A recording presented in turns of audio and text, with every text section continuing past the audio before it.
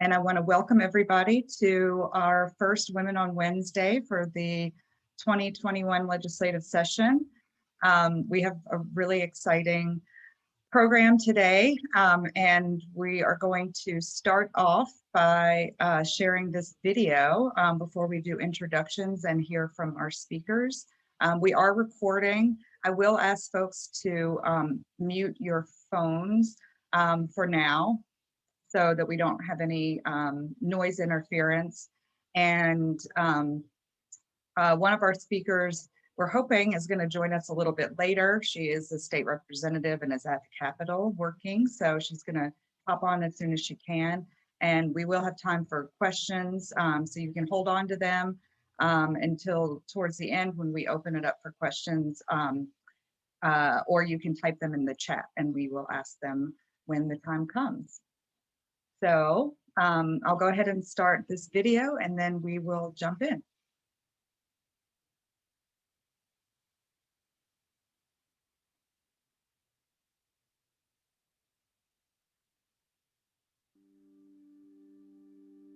People labor in sex work for the same mundane and totally relatable reasons why people do any other job. It is simply to survive. We can very easily sidestep the connections between people choosing sex work and poverty. Once criminalized, how do these people get back into the workforce? Because you're stigmatized because now you have a criminal record. With decriminalization, it's given sex workers who are of age autonomy over their body and their workspace, the ability to report sexual assault and instances of violence. For me, sex work is a sense of employment. It pays for college, it pays your rent, it pays bills, it helps a person be debt free. Sex work is work. Decriminalize it.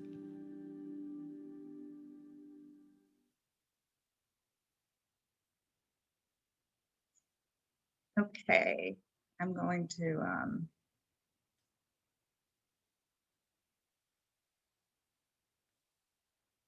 over here. Okay, so again, welcome folks to Women on Wednesday on Web.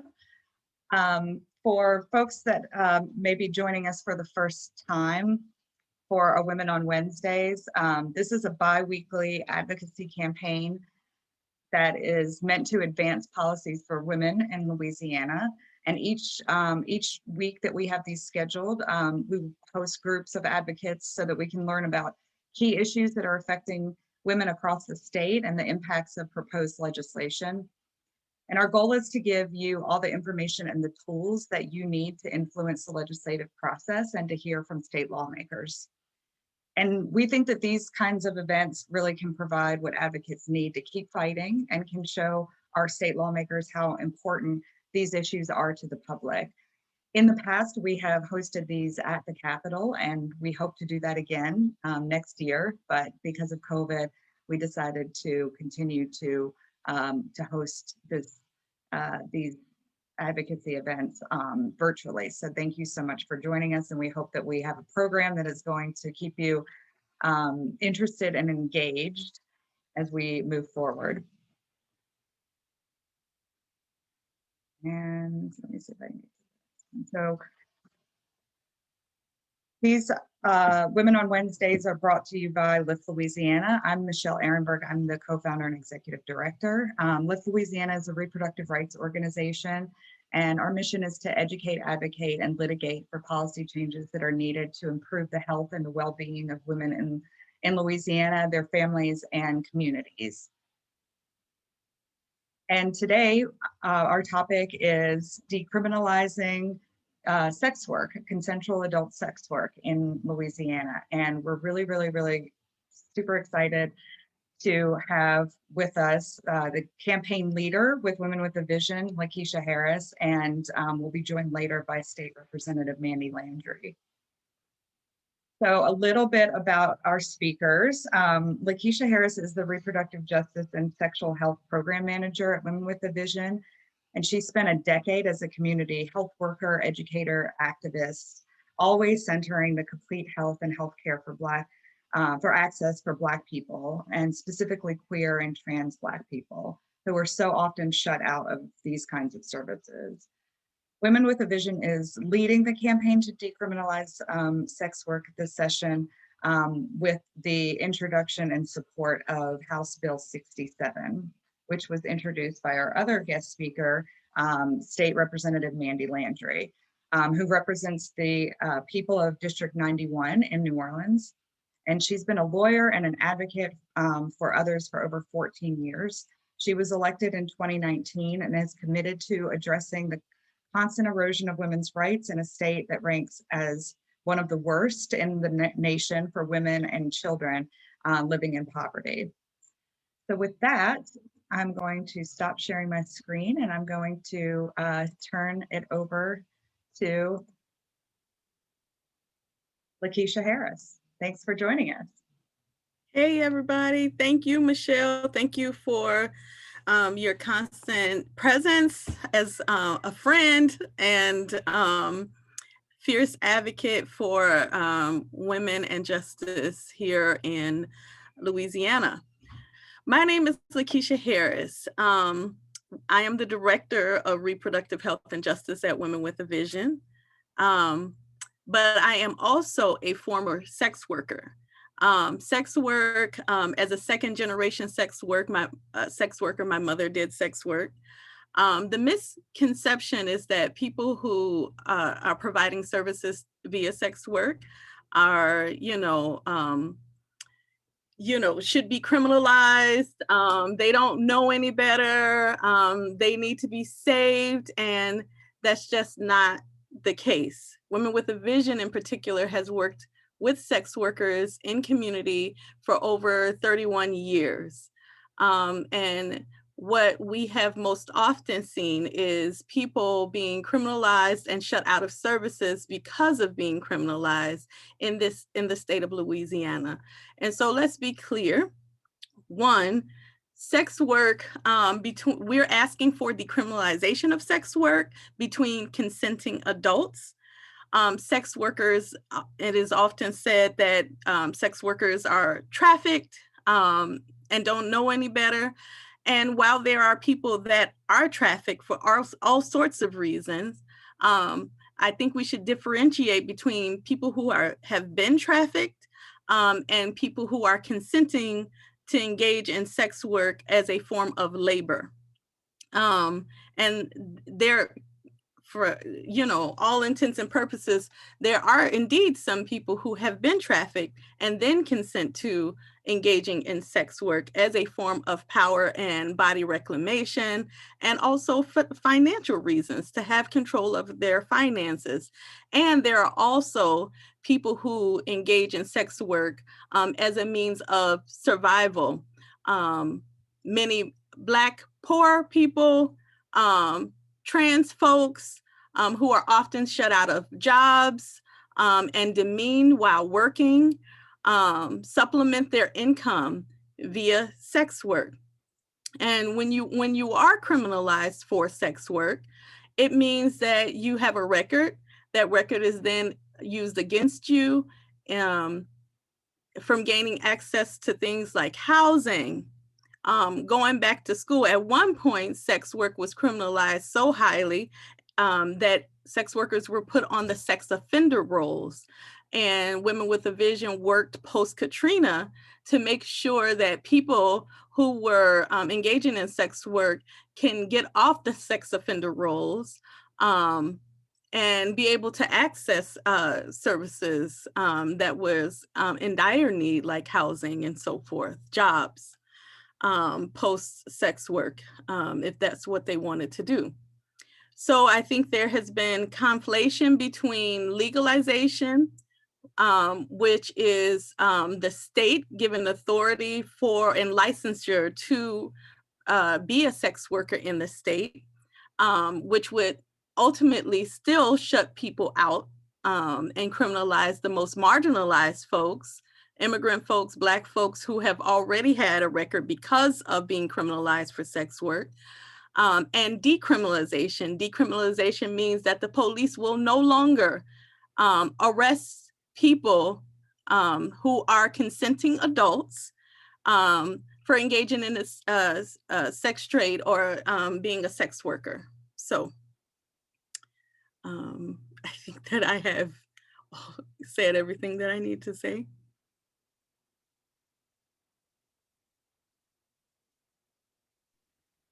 I guess tell me a little bit about the process that you guys went through in thinking about wanting to do something to change the policy. So what did that look like for you all?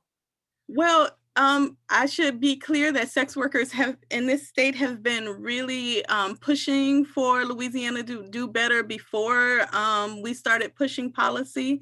So it was something that, and if you look back in the laws, various sex workers have been pushing to get better working conditions and anti-criminalization legislation. Women with a Vision has a program. Again, we did the No Justice campaign to get sex workers off of the sex offender rolls. And then we started the Emerge program, which if sex workers are criminalized, they can come through our diversion program. It's no fines, fees, which a lot of parishes do levy and get sex workers if they're arrested. They can put them in diversion programs and make them pay exorbitant amount of fees, court fees, you name it, drug testing, even though they were not arrested for drugs. And Women with a Vision started ours through the municipal court and having sex workers come in post arrest. And so seeing that and talking to sex workers and in engaging in programs like our Health and Hustle to keep sex workers safe on the street, as led by sex workers, our community care nights, and engaging sex workers who often provided care and services free of charge to the community. We were like, well, listen, these are our community members. These are the people that are providing care in the community. They're providing mutual aid. They're doing whatever they can do and are still criminalized, even though they're consenting adults needing money, needing to pay rent.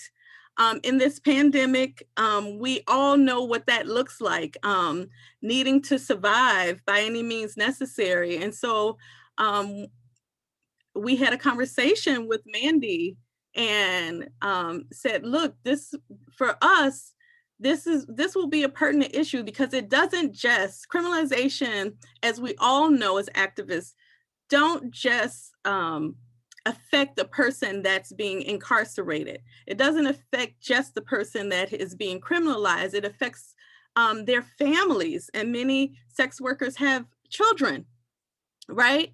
It affects the community. When people go absent in the community due to criminalization, it affects all of that. And so, and it most importantly affects us, those people who love sex workers, you know, who are former sex workers, have engaged in the trade in order to survive. It affects us. So we had a conversation with Mandie and said, look, we have worked at the local level. We try to get some amnesty so sex workers can report if they've been, you know, victimized through sexual assault or violence, because sex workers often don't report sexual assault or violence because they're fearful that then they will be criminalized. So they often don't report that. So at a local level, we try to get some amnesty by way of allowing sex workers to report those crimes against them. And Mandie worked with us, or came and had a sit down with sex workers who were being criminalized on Bourbon Street and the clubs being shut down, and the alcohol and beverage ordinance here in New Orleans specifically targeted prostitution as a means of like, or possible prostitution as a means of like criminalizing folks. So when we were working with MACNO and other groups about trying to get that out of the ABO ordinance, Mandie had sat down with us and heard some of the sex workers and the things that they were going through on the street. And so after post-election, she sat down with me and Christine Breland Lowry from Women with the Vision. She does our anti-criminalization work. And for us, this was top on our list of making sure that the clients we serve, the people we love, aren't further criminalized and are able to take care of themselves. So the bill came out, it was HB 366 last year, but it couldn't be pushed because of COVID. And so this year it's HB 67. And, you know, within HB 67, there are 11 pieces of antiquated portions of the law that will be removed, and none of them, and I want to stress this, none of them give consent to trafficking, give permission to trafficking, give permission to traffickers. So please don't let them tell you that. This is transactional between consenting adults who are trying to take care of themselves and their children. Thank you. So I know that you guys have a campaign that you've launched.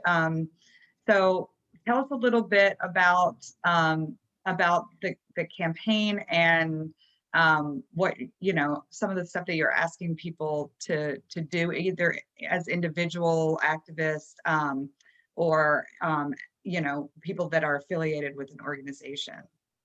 So we this year that the bill did not move, what we did was made sure that we organized with sex workers to develop a toolkit.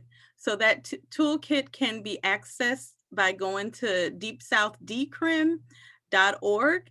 And it is the analysis and language of sex workers. We had previously interviewed sex workers, street-based sex workers. A lot of the people that come into our offices are street-based sex workers. And we interviewed them. So there's live interview, the views, the toolkit is very interactive. There's video on there, but it is the analysis of sex workers on why decrim is so important and why it should be the law of the land here in Louisiana. We organized that, and it is in Spanish and English for easier access for folks. And then we have a sign on. So if you sign up, we can give you text messages about how the bill is movement. We can give you notifications about how and when to contact your legislators to support the bill. And also whenever the bill is being heard in front of the Criminal Justice Committee, we are trying to work with Southerners on New Ground to get transportation for folks who don't have access to transportation to the Capitol to show up in support of the bill. That's great. And I guess we can probably ask this of Mandie when she's able to join us. But have you had conversations about sort of the timeline and where the bill will be going first? Well, it's in the Criminal Justice Administration Committee. So that's where it is now, and it would be going there first. Mandie has said possibly at the end of April, the bill will be heard, but we can definitely check that.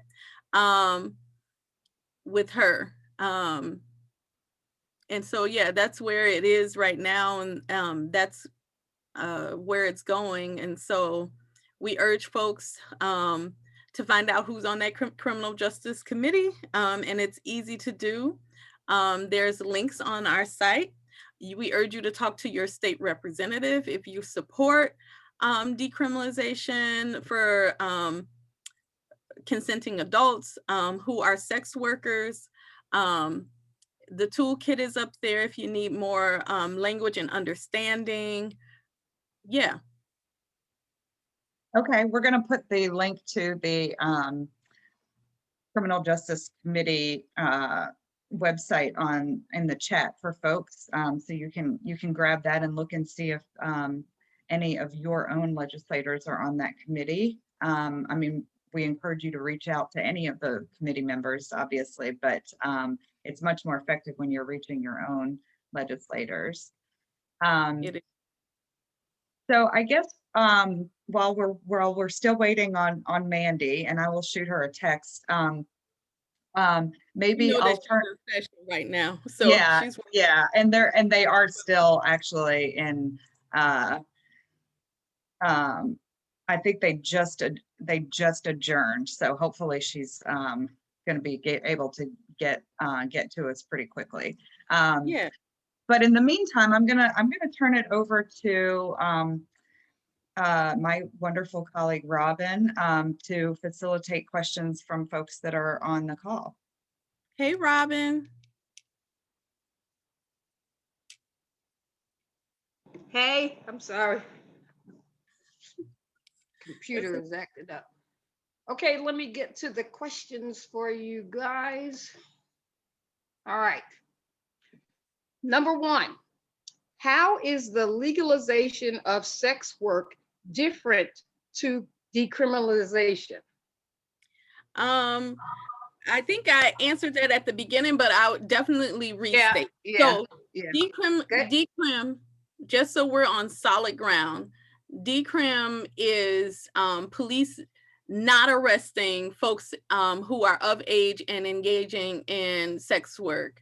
Women with a Vision defines, as well as a lot of sex worker organizers, define sex work as transactional sex work between consenting adults, right? For services or goods or money or whatever is needed for them to survive.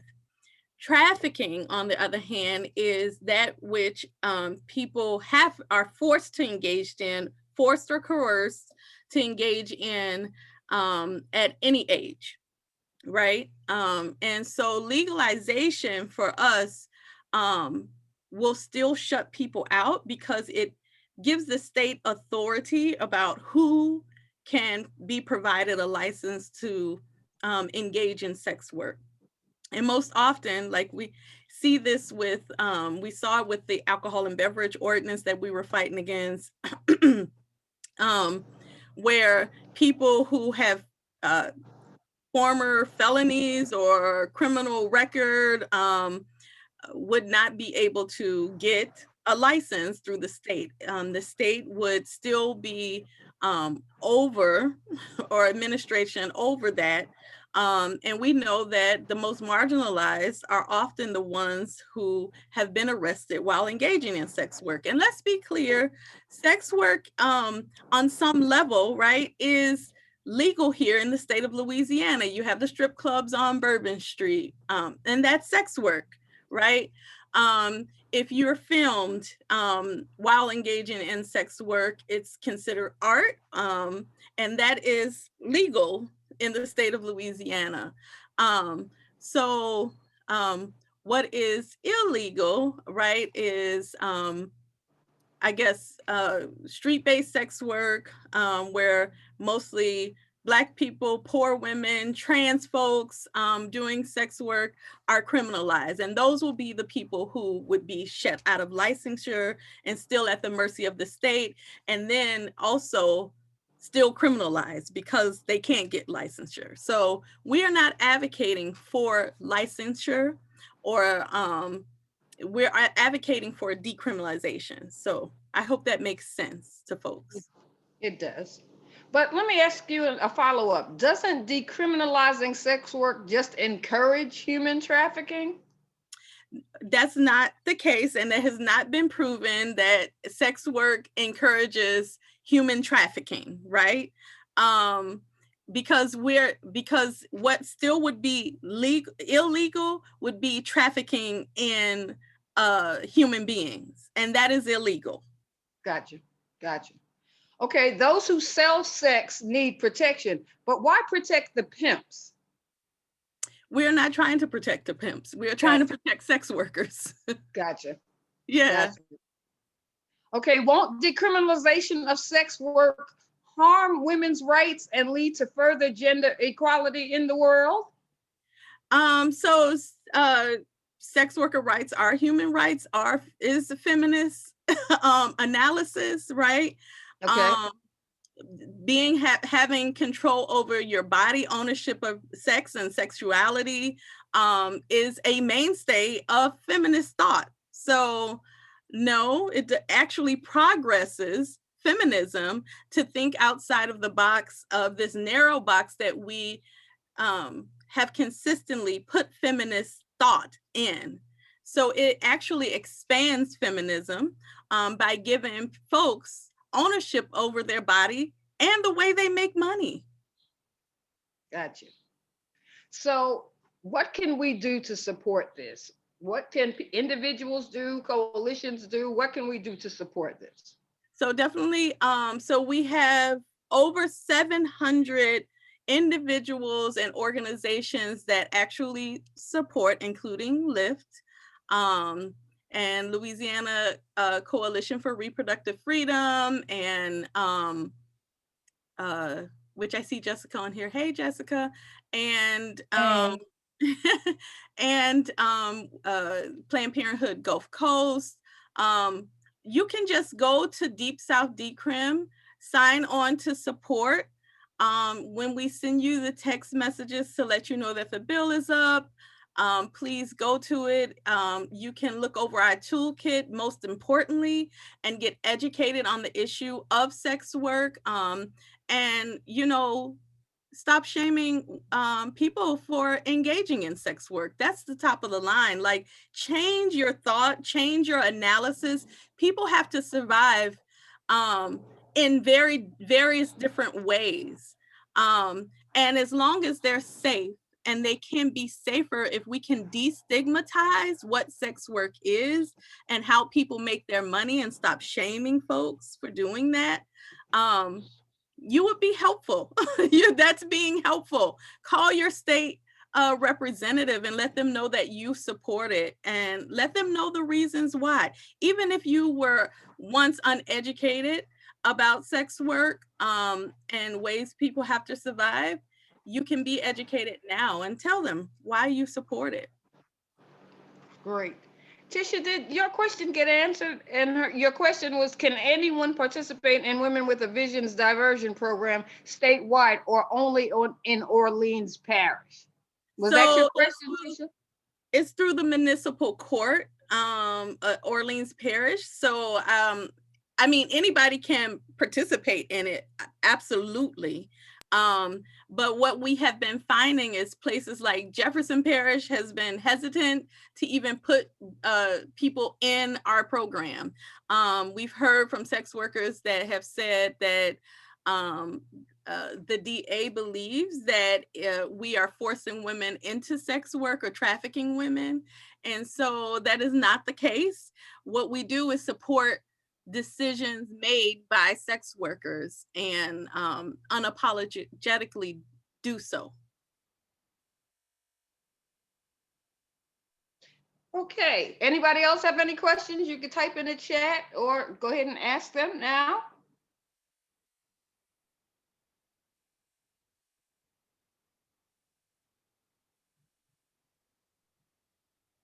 Okay. Good afternoon. I have a question.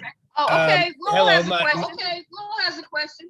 My name is Will Harrell. I'm the Senior Policy Counsel at VOTE, and we are most definitely supportive of this. And I'm sorry I was having trouble finding this Even though it was on my schedule, I couldn't figure out how to get here. So I'm coming late. This question may have been addressed, but what is y'all's sense so far? I know it's early in the game, early in the session, about how this is looking, what kind of, any sense of where the committees are at, what, kind of response are we hearing from the legislature? But win or lose, we're down for the fight with you all the way. Thank you for bringing this bill. Vote. Thank you, Will. Thank you, Vote. Yes, Vote. Yes, first organizations that sign on. That. Thank you.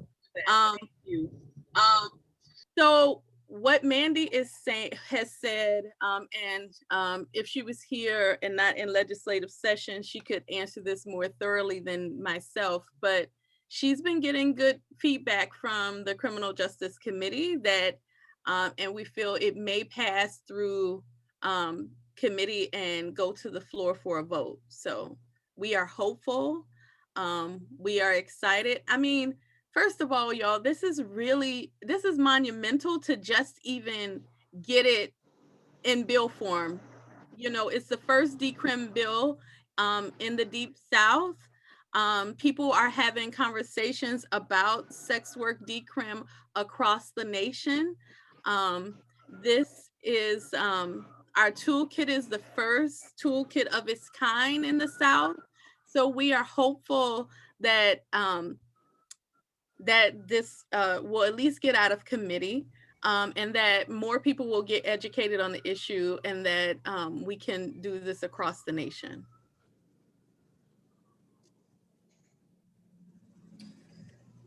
Okay, Lakeisha? does anybody else have any questions? I do, Robin. I have another question. Go ahead.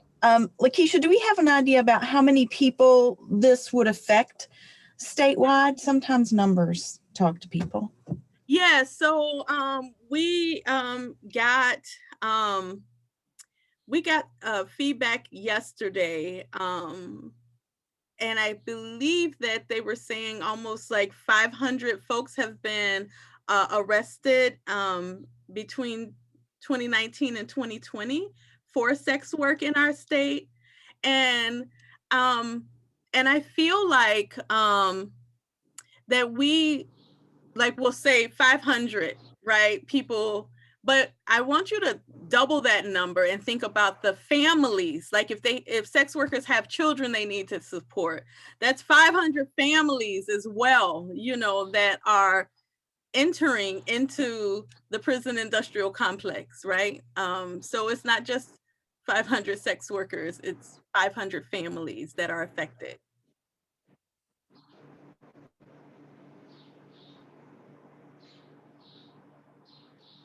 Any other questions?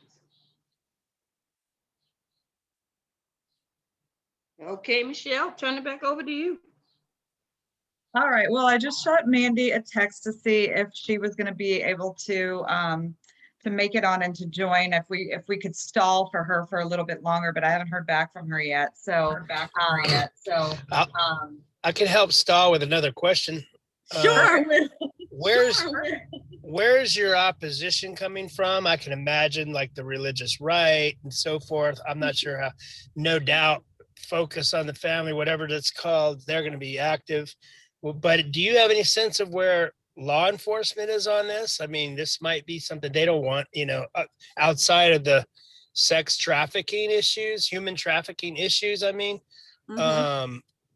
it just seems like they don't want the burden. And I don't know what's happening, but at least the Orleans Parish District Attorney recently elected Jason Williams said he wasn't going to prosecute crimes of this nature. Do y'all have a sense of where the District Attorneys Association is, the Sheriff's Association, police, that community?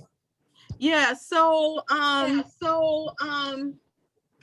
like you said, the District Attorney for Orleans Parish has definitely sided with us. But we don't know, to be quite honest. There has been a couple of interviews from different parishes. I think there was an interview, yay, Mandie's on. There was an interview from, I can't remember, maybe Mandie remembers, but it wasn't a great interview. And so here's the bottom line. It's like, the arrests does make some bit of money, right, for different parishes. Not necessarily the state, but it does bring in some money. The carceral system is based on funds. So, and how many bodies are filtered in and out of it. So we have not had good feedback from very conservative folks, but also not so conservative folks who don't understand the issue, right? Everybody and all of the talk has been around human trafficking. And none of the talk has been around consenting adults who engage in sex work for labor, for reasons of survival. And so we are broaching that conversation in a very, in your face way to get people educated. Like when you start to lock people up based on what you believe to be true, instead of asking those persons, you're affecting the whole community. So we are having those conversations. And I'll let Mandie speak since she's here. I'm sure you covered everything. I don't think I've talked about any bill as much as this one, which is generally good. I heard the tail end of what you were talking about, and every day is interesting. I started off the morning, so as predicted, some of the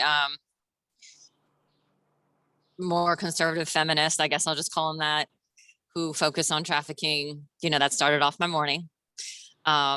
The governor is promoting some office of human trafficking. Look, trafficking is a problem. Rape is a problem. Assault is a problem. And those are different things. They're crimes. And that's what I keep telling people, that consensual activity is not a crime. But so I had that irritating morning. And then I was late to my committee. I was drenched. And one of the older female members stopped me and she said, "Did you have that legalization of prostitution bill?" Everyone says legalization. I have corrected everyone 150 times. So yes, it's decriminalization.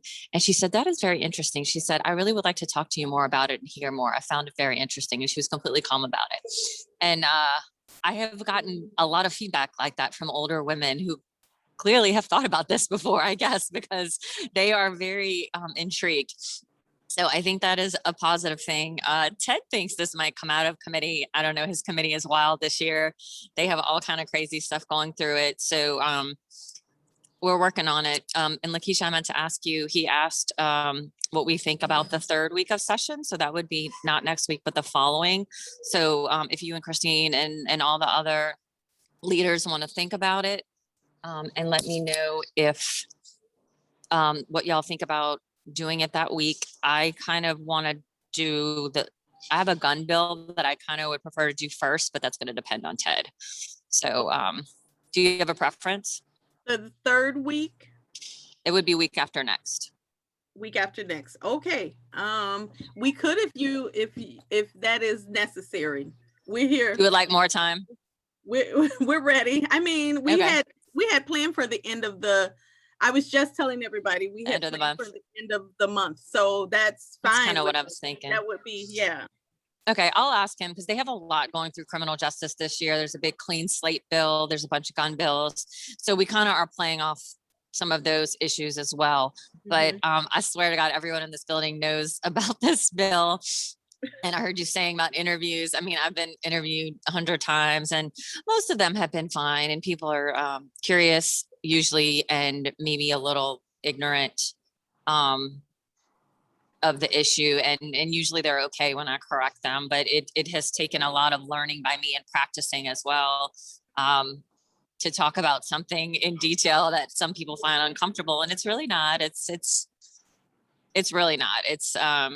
It's something that is around and present and involves poverty and racism and healthcare and all kinds of issues. So it is an important topic. Yeah. Is there anything any of y'all wanted me to touch on or? Yeah, Mandie. Oh, I was gonna ask Mandie, since you're on, if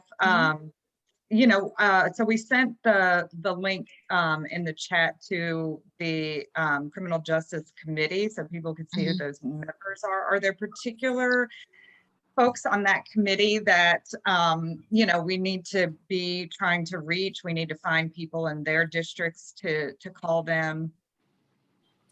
So DSA has been canvassing. Lakeisha, are y'all working in conjunction with them? Yes, DSA is working as a part of the campaign. I mean, so many organizations have stepped up. Right. So many Yeah. have stepped up. And I'm trying to, you know what, if you can let me know a little more besides y'all and DSA, who else is doing a lot of work? Because I keep trying to mention that. And of course, the media keeps trying to center back to me being this crazy person. I'm like, no, this comes from advocates. This is a real thing. But I'd like to highlight more who's working on it. But anyway, I know DSA has been canvassing Joe Marino's district in Gretna. He's gettable, and I think he might, I haven't asked him directly, but I think he might vote on it. Nikki Mascarello is, I think, gettable, but will kind of depend on if his caucus leans on him. He's a lawyer who does criminal defense work. He's cool. He's younger, but you know, he's a Republican. Debbie Villio hates me apparently, and all of you, and it's a hard no, and whatever, that's fine. Nelson just walked past. I think he'll probably vote for it. Just, he has the weed bill this year, so he's ready to make some noise. Right, and I'm like, how can we pass weed? But I mean, come on, we're not thinking about like criminalization as a whole. How we mass incarcerated folks. Yep. So anyway. I think there's gettable people, and that's why I think Ted thinks it's possible to get out of committee. It just, I think a lot depends on the mood that day and how many people come, you know, try to make people feel guilty. And the big thing we've known this from the beginning is that they try to equate it with trafficking, and that's really bothersome. And I wonder if it's a coincidence that the governor has filed that bill to create some office of something trafficking this year, or I don't know, maybe it's just coincidence. I see some questions. I don't know if Michelle, if you want to call on people. Robin is handling our Q&A, so I'll Okay. defer to that. Okay. Okay. In Lafayette, it says we did have notable incident of sex trafficking by the local office director of Congressman Clay Higgins. So far, as we know, only one of the Chinese women involved was arrested, though there have been few updates on her status. I think that's from Christy. I don't know anything about that issue. I kind of marked it to try to find out more. I don't know, Lakeisha, if y'all know more about it. I vaguely remember that being in the news. Can I ask that actually was below the question above that I raised about pandering and whether that will still be criminalized under this? I'm concerned about the men who are profiting off women here. Oh. Lakeisha, you want to take that? So I don't know about this sex trafficking incident so far, but also I want to talk about the criminalization of women who engage or who are trafficked. They're still arrested. So trapped in this net of criminalization. So even if you are trafficked, you are still arrested for prostitution related charges. So, you know, it's just keeping everyone entrapped into this criminal justice system. And when you say, you know, an Asian woman was arrested, it just made me think about that. But when we're talking about men capitalizing off of the bodies of women, right? No more bigger profit is like what's going on right now. Like it's legal for strip clubs, which are mostly men who own those, white men, legal for the movie industry, white men. There are tons of people making money on OnlyFans. We see the rise in that during COVID, right? And that is legal. And people are making money in avenues in which sex workers have historically made money, but criminalized for it. Yep. And what you said is that's always my response. I'm like, well, you know, right now, people who are trafficked are being arrested or have the risk of being arrested. And if they even want to leave their situation and go to law enforcement, they really can't. They're scared to. And Britton helped me on this morning, Lakeisha. I know she's going to be helping y'all, but one of them said, which is their main argument, that often the trafficking victims only get rescued when they're arrested. And Right. I don't even know what to say to that. I mean, I'm like, if that's your definition of rescue, I think we're starting at very different places. And we're starting this conversation in very different places. So in order for women, going back to what Christian, I'm sorry, Christy Green. I don't have my glasses on, and I'm sorry if I'm messing up your name. Blame it on my eyes, not my heart. So going to what you're saying, it is not legalizing pimping. It is legalizing sex work, which is an avenue of autonomy for women to keep their own. As it stands, people get pimps, right, as a means of protection. This is how women are, getting protection on the street, because they need protection from people who will be violent to them that are clients, but they can't go to the police because they're criminalized, right? So in this scenario, people have autonomy over their body, and if they want to go to police and report a violent offense to them or harm to them, then they can go that way, and they don't have to deal with pimps who are harmful to them. So we are clear, we're not legalizing pimping. We are decriminalizing sex work. Yep. And something, there was an article that it just quoted me kind of awkwardly. But what I said, and it came out wrong, or the guy printed it wrong, was that right now, also, if a sex worker is engaging in a consensual sexual activity and they get, they are the victim of a crime during it, they get physically assaulted or theft happens or something like that, they can't go to the police to report their assault. Yeah, no. Because they were engaged in a crime. And that's a real thing. They were consensually doing something, and then someone harmed them and they can't go report it. And that's very real. Right. I have another question, Robin? Anybody else have a question? I think Will put his hand up. Yes, good evening, Representative Landry. This is Will from Vote. How you doing? Hello. I just was asked earlier before you come on, do we know where the opposition is going to come from? Surely the religious right, but has LDAA, the prosecutors or any other law enforcement entity taken a position one way or the other on this? I haven't heard or seen, and I didn't ask. Is someone echoing? Okay, that's you.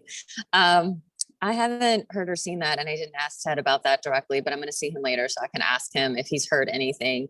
I thought the fiscal note was interesting, but I talked to staff a little more, and that probably just came from the clerk's office because it was removing a crime, and apparently that's usually what happens. I mean, I'm sure they will show up and be sitting next to all the trafficking groups, would be my guess, but I haven't heard from anyone.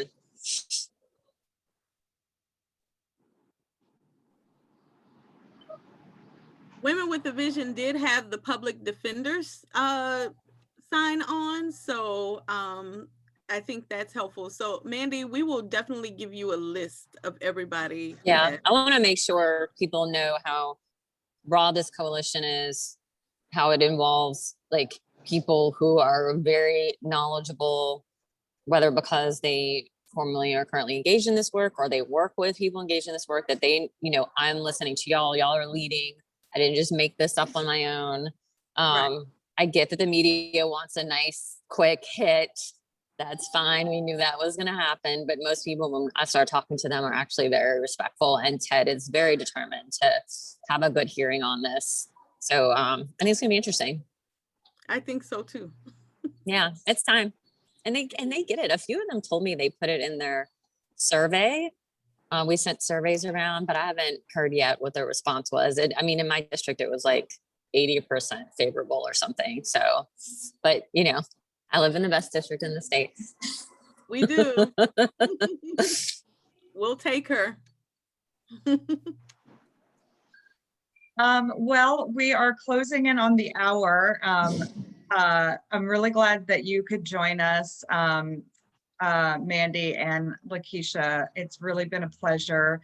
I know that folks had some issues getting into the meeting, and I apologize for that. I don't know what the hiccup was with Eventbrite, but we did record this, and we will send a link out for folks, so you'll be able to watch the beginning if you missed any of it. We really want to encourage you to go to the deepsouthdecrim.org website, sign on to support, get the toolkit, share the stuff on social media. I'm going to go back to the screen just to let folks know the other actions. You can follow the hashtag DeepSouthDecrim, and of course call your reps. We I mean, it's really appreciated, and I wish hopefully some of my colleagues can learn more from you as well. Thank you all. Thank you, And everyone. see you in 2 weeks.